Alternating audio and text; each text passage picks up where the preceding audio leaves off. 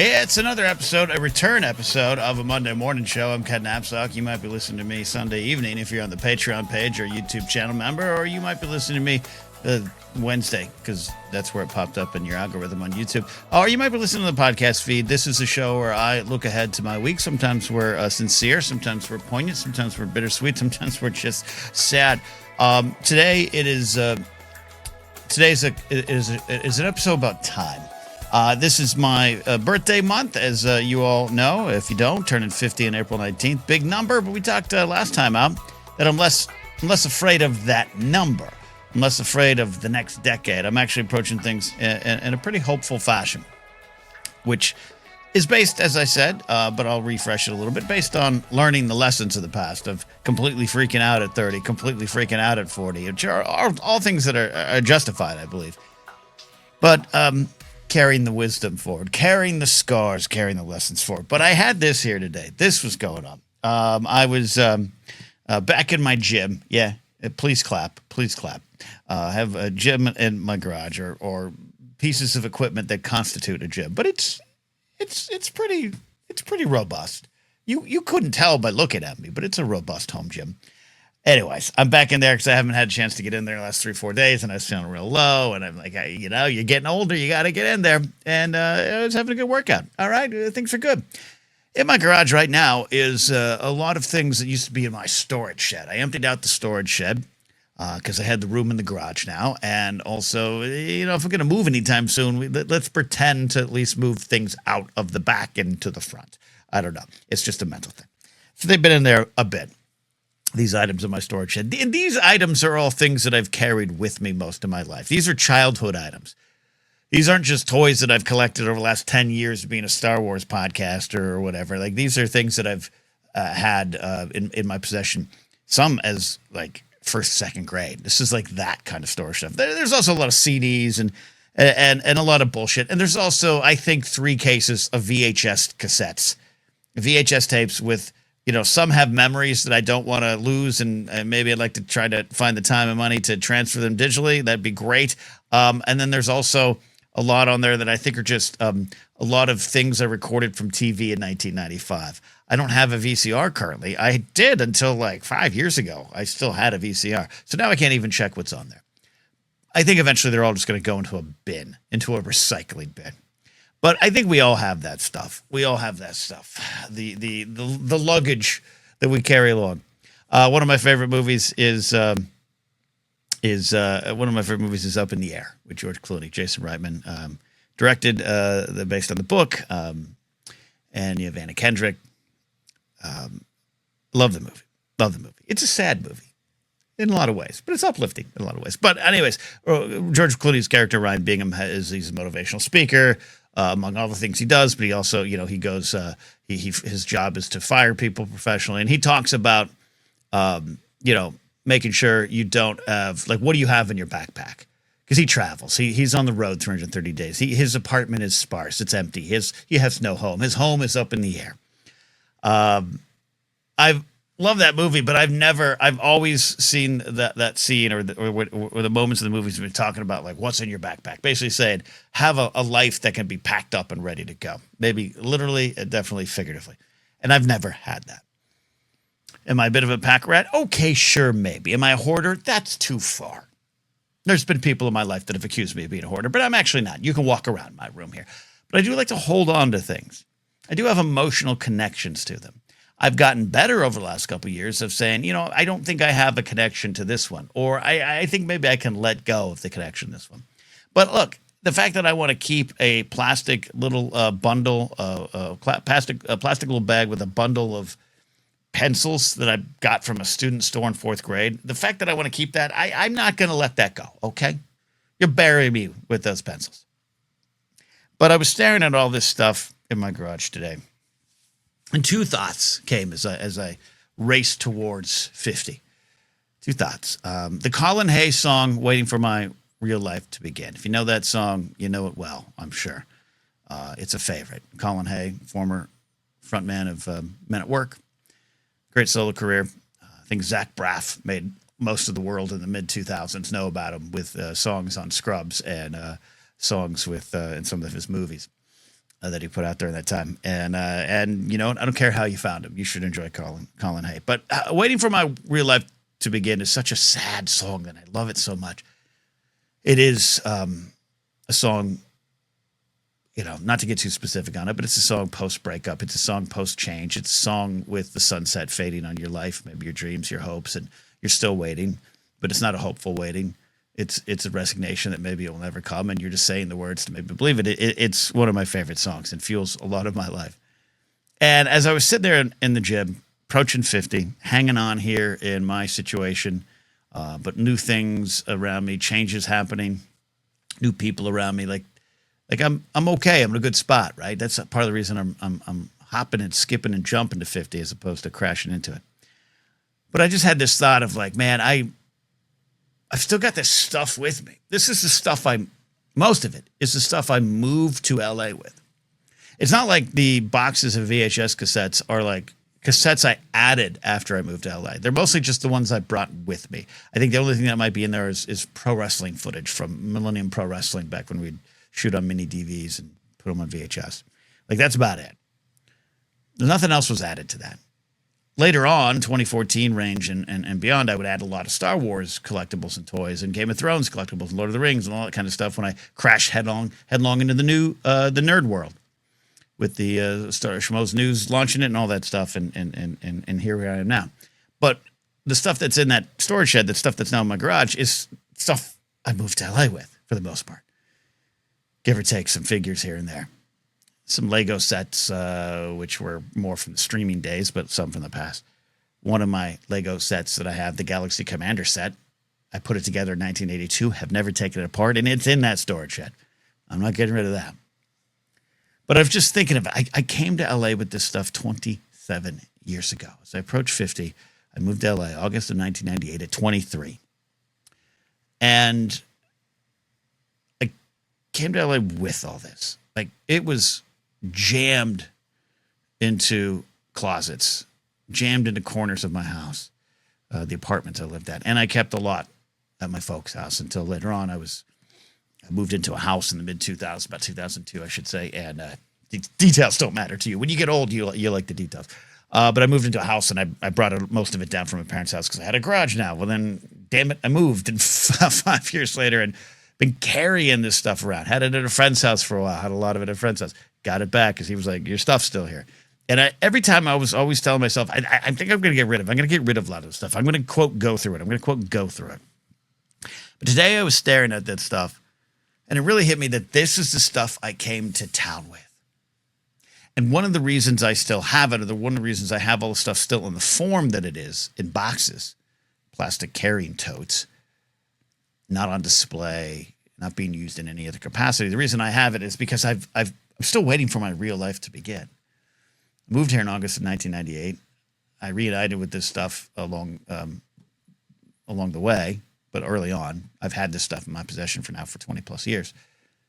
And it was always like, well, eventually I'll be in a house. Eventually I'll buy a house. Eventually, I'm married and settled down. Maybe I'll give it to kids. Maybe I'll put it in an office. I'll display some of the stuff there. Maybe I'll sell. It was always about what I was going to do with it. What I was going to do with what is now baggage, which was then favorite items. And it kind of broke me in a way today as I approach 50 to think that here we are.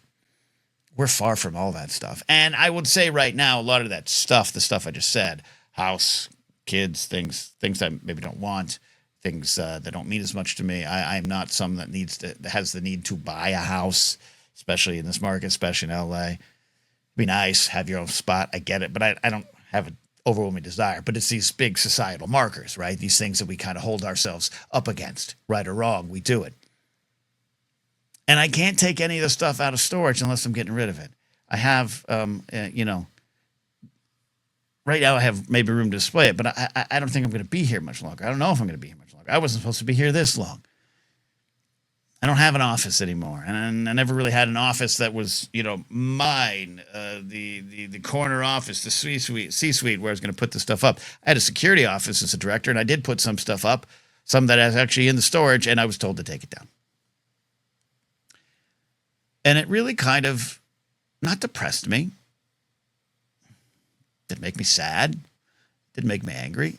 It just was this reality. My real life, as I thought it would be, never really began. And I still have all this stuff on a shelf, waiting for the right circumstance, waiting for that life to come about. But then it was at that moment that I also had the other realization. Along the way, these 27 years, I've done so much living. That has been the life. The loss that maybe I'm causing myself is always, as Yoda would warn Luke, never your mind on where you are or what you were doing. And that's something I've talked about here before, but I think it hit me in another way today. Not a sad way, not a depressed way, just okay, well, now that we're here, now that we're at this marker, what are we going to do with the next 27 years if we're lucky enough to have them? Which led to the other thing that I'm dealing with this week. I've mentioned this before on the show. There's been moments on the Blathering where this has happened to me live, or something that someone has said a date, or someone has said something about time, and I've realized, oh man, I'm well past middle age. Don't call me middle aged, man. I'm in the last chapter, right? I moved to LA 27 years ago. It's a blink of an eye. I can remember days driving around at 23, going to grocery stores, kind of for the first time. I'm living on my own, getting a job. Some of the doldrum kind of days of the job, the days where I wanted to get out of there, the days where I was starting stand-up or going to the ground leads, and everything seemed exciting in front of me. All these, I remember every day almost, right?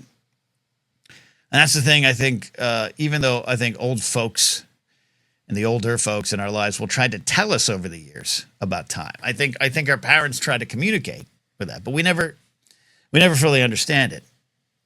I mean, I don't even know if I'm explaining it well.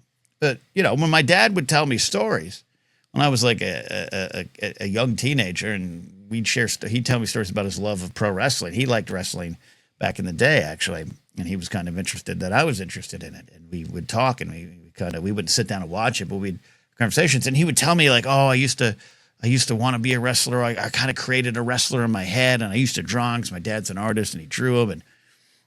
And in my mind, my dad was sharing a memory of ancient times. I'm like 14, 15, 16 years old when my dad is telling me these stories. In my mind, he's like, oh, my dad's sharing black and white film footage with me. But now I realize my dad was having memories that were right there, blinks of an eye, things that felt like yesterday. And even though he could say that, and even though people in our lives do say that, I don't think we fully comprehend it until it happens. That is perhaps the danger of these big marker birthdays. They are markers of time. They're markers of time. I've told the story before, but I told my pal Scott Mance when I was about 38, 39 years of age. I was like, Jedi Alliance was going. The digital media age was exploding. I think I was still in the mall, but just maybe hoping to get out of it. But I was just like, really, I was like, I don't know, Scott. I can't be talking about Star Wars on the internet when I'm 50. I can't do that. You said, well, why not? Why not?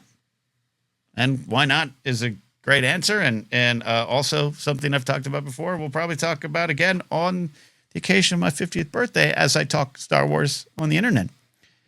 But what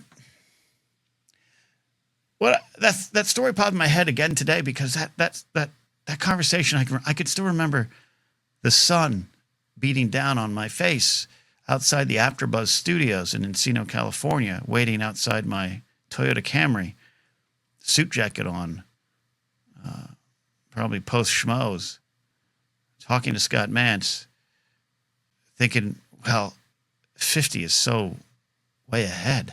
11, 12 years? Like, oh my gosh. Well, here it is. I'm weeks away.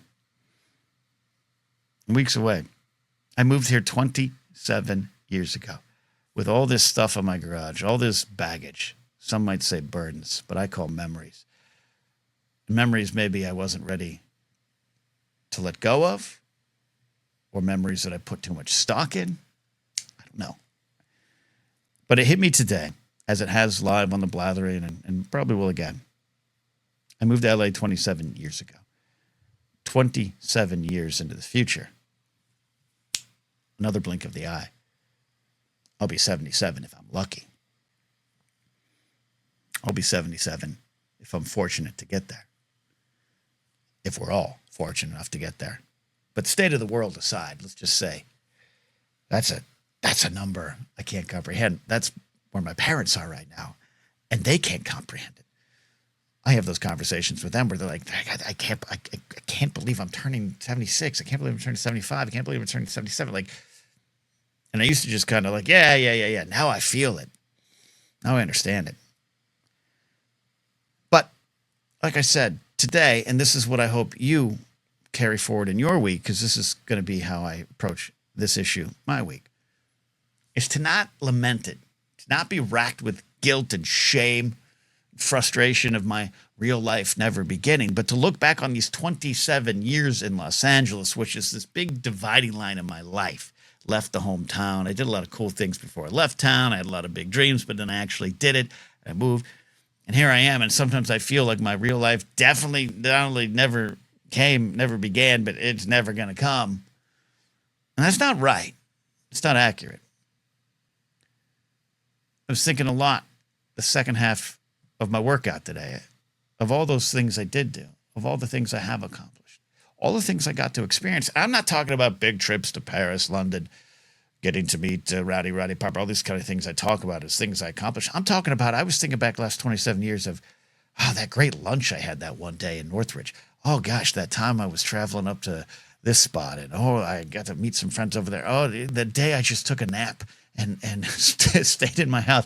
All 27 years came rushing back to me today. Maybe my real life didn't begin, but I've definitely lived a life. So what I'm hoping to carry forward this week and this month, and maybe you can with your own self, is as I approach this milestone birthday, and I look ahead to 27 years in the future, is I'll be an old person. Instead of that bringing about fear, instead of that bringing about a sense of my own mortality, which it definitely has that side to it. There's definitely that angle. You know, when you see a celebrity or someone you've looked up to dead at 72, that's 22 years from me. Like, I get it now. I get when my mom sometimes texts me and says, I'm towards the end. And I'm like, stop it, Mom. You're great. You're healthy. No, I get it now. I get it. And other people out there listening who are a little older than me are like, yeah, no, I get it too. But let's all come together collectively. And instead of being afraid of what X amount of time will look like or feel like or be like, let's realize now, much like a cheap motivational poster with a cat on it, clinging to life. Hang in there. No, this is the first day of the rest of your life. You know that kind of thought? You know that kind of lesson? This year, this 50th year, isn't just one more year of time rumbling down the tracks. It's a chance to be very aware, to be conscious. To be very aware that I am standing in front of infinite possibilities, infinite decisions, infinite life experiences. They're all there in front of me. And yeah, one day, hopefully long off in the future, with a functional, healthy earth around us, I'll punch out of here and I'll find out what's next. But until that time, I'm going to be very aware that I am living my life and that my real life isn't on the way.